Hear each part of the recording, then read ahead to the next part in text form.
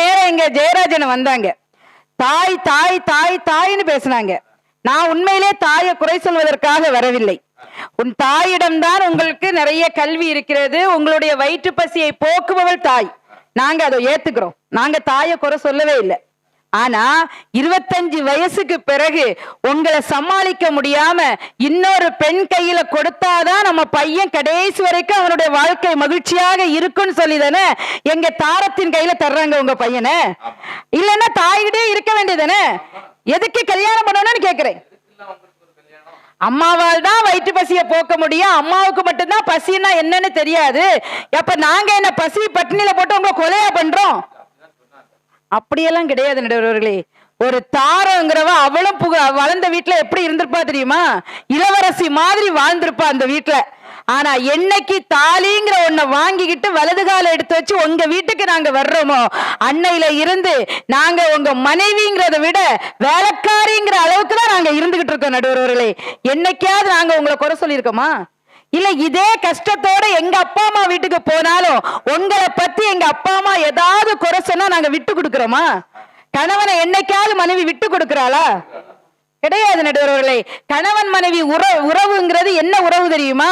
தார இல்லைன்னா கடைசி வரைக்கும் நம்ம வாழ்க்கை சேதாரம் ஆயிரங்கிறது கடைசி வரைக்கும் தெரியும். நீங்க வெளியே போனா உங்க அப்பா அம்மா கல்யாணத்துக்கு முன்னாடி உங்க அம்மா கேட்டாங்க, பட்டிமன்றம் போயிட்டியாப்பா, நல்லா பேசுனியா, நல்லா ரசிச்சாங்களா, உன்னை பாராட்டினாங்களா, இது உங்க வீட்டுல கேட்டாங்க.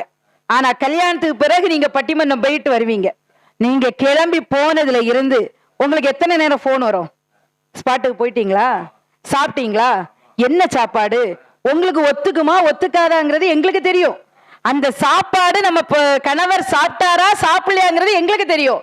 சாப்பிடலன்னா நம்ம வீட்டுக்காரர் எத்தனை மணிக்கு வீட்டுக்கு வருவாரு, அத்தனை மணிக்கு வந்த உடனே எத்தனை மணி, ஒரு 2 மணி 3 மணிக்கு நீங்க வாங்க, வந்ததும் உங்களுக்குன்னு ஒரு 2 தோசை சுட்டு தந்து சின்னதா ஒரு கார சட்னியை வச்சு 2 தோசையும் சாப்பிட்டுட்டு நீங்க படுத்தாதான் மன திருப்தி அடைவா நடுவர்களே அந்த மனைவிங்கிறவா.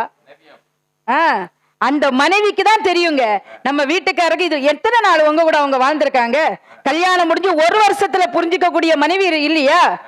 கல்யாணம் முடிஞ்சு 6 மாசத்துல கணவனை புரிந்து கொள்ளக்கூடிய மனைவி இல்லையா?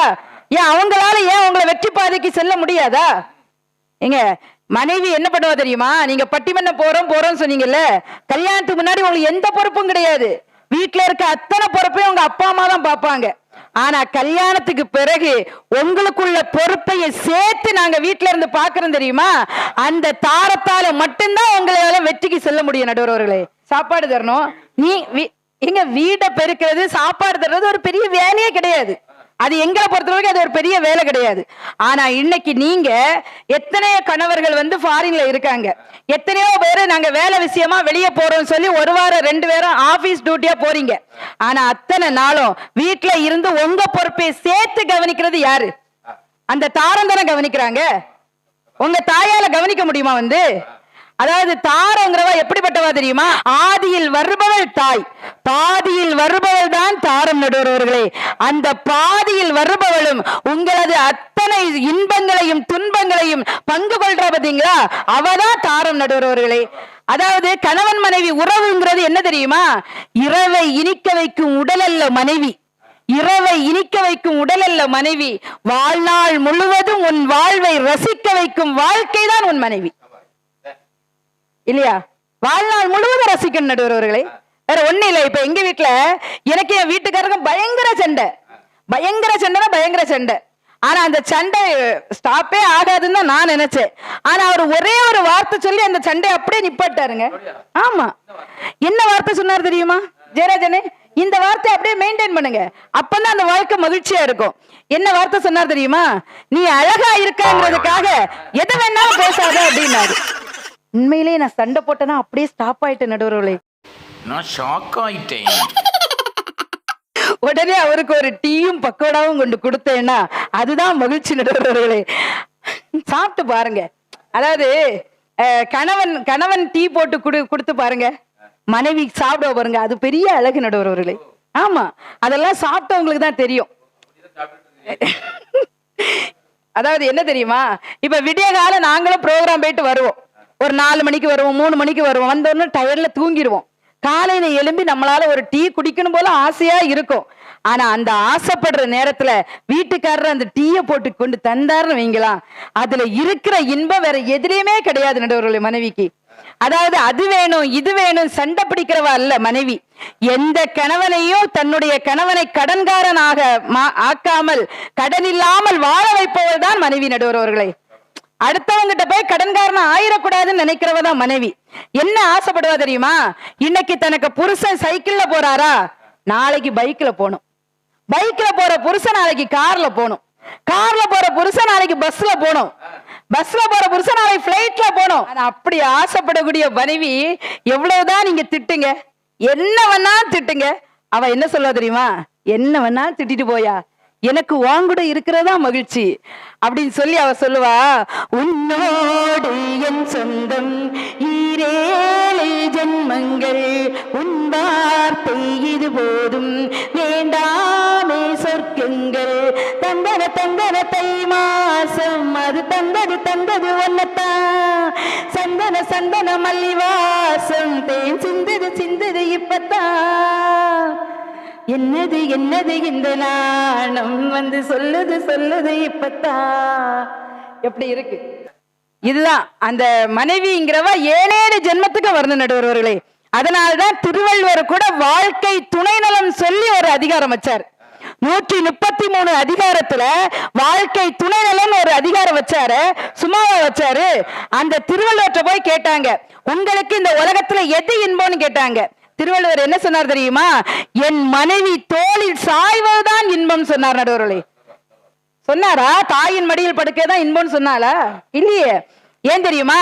ஒரு பாகப்பிரிவினை படம் இருக்குல்ல, அந்த பாகப்பிரிவினை படத்துல சிவாஜி கணேசன் வந்து கொஞ்சம் ஊனமுற்றவரா நடிச்சிருப்பார். அதுல அந்த மனைவி, நம்ம இந்த மனைவி எப்படி வாழ வச்சுக்கிடுவோம், நம்மளால இவளுக்கு எந்த ஒரு நல்லதும் பண்ண முடியாது அப்படின்னு சொல்லி அவர் கவலையோடு இருக்கிறத பார்த்து அந்த மனைவி அவருக்கு தன்னம்பிக்கை கொடுப்பா. எப்படி தெரியுமா? கால்கள் இல்லாமல் வெண்மதி வானில் தவழ்ந்து வரவில்லையா, இரு கைகள் இல்லாமல் மலர்களை அணைத்தே காதல் தரவில்லையா, காதல் தரவில்லையா.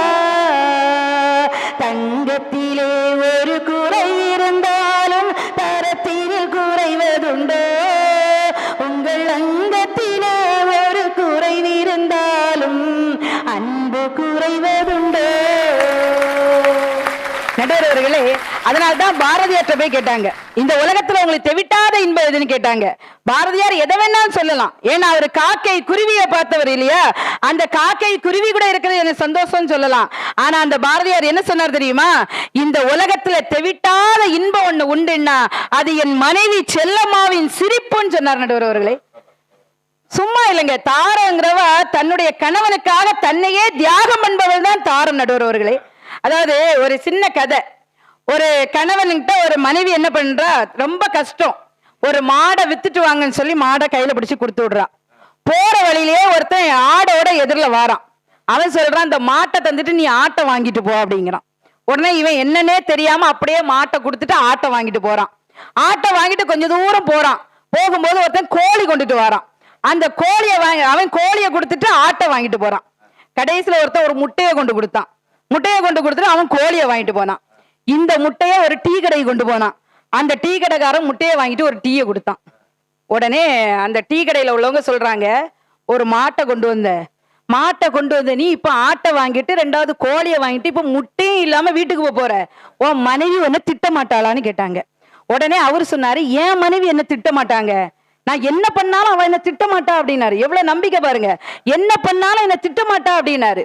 உடனே இந்த கடைக்காரர் சொல்லாரு, சரி இப்ப நம்ம எல்லாரும் உன் வீட்டுக்கு போவோம், அவ உன்னை திட்டலைன்னா நான் என் கடையே உனக்கு எழுதி தந்துறேன்னாரு. எல்லாரும் சேர்ந்து அப்படியே சேலஞ்சு போட்டு மனைவி பக்கத்துல போயாச்சு.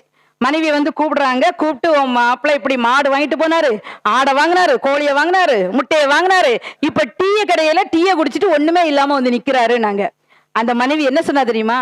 அவர் என்ன வேணாலும் பண்ணிட்டு போட்டு நீங்க உள்ள வாங்க அப்படின்னா. ஒண்ணுமே சொல்லல. டீ கடைக்காரர் தோத்து போனாரு. தோத்து போனவரு அப்படியே டீ கடையை அங்க வச்சு எழுதி கொடுத்தாச்சு. பாத்துக்கோங்க, டீ கடையை எழுதி கொடுத்தாச்சு. அடுத்த நாள் இவர் அந்த டீ கடை பக்கத்துல போனவர் டீ கடைக்காரர் கேட்காரு, அது எப்படிடா ஓ மனைவி மட்டும் உன்னை திட்டவே இல்லை, இதே தப்ப நாங்க பண்ணியிருந்தா என் மனைவி திட்டிருப்பா, ஆனா ஓ மனைவி மட்டும் ஏன் திட்டல அப்படின்னு கேட்டாரு. அதுக்கு அவர் என்ன சொன்னார் தெரியுமா? நான் என் மனைவியின் திருமணமான அன்று நாங்கள் எடுத்த முடிவு என்ன தெரியுமா? எங்க 2 பேர்த்துக்குள்ள என்ன பிரச்சனை வந்தாலும் அதை எங்கள் 4 சுவருக்குள்ளதான் நாங்க வைத்துக் கொள்வோமே தவிர அடுத்தவங்க முன்னாடி நாங்க யாரையும் விட்டு கொடுக்க மாட்டோம்னு சொன்னார். பாத்தீங்களா?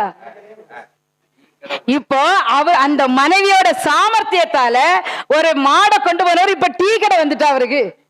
நினைச்சு பாருங்க, இதுதான் மனைவியோட சாமர்த்திய நடுவர்களே. இப்போ ஒரு குளத்துல நிறைய தண்ணி இருக்குன்னு வைங்களா, அந்த குளத்துக்கு குருவிக்காக நிறைய பறவைகள் வரும்.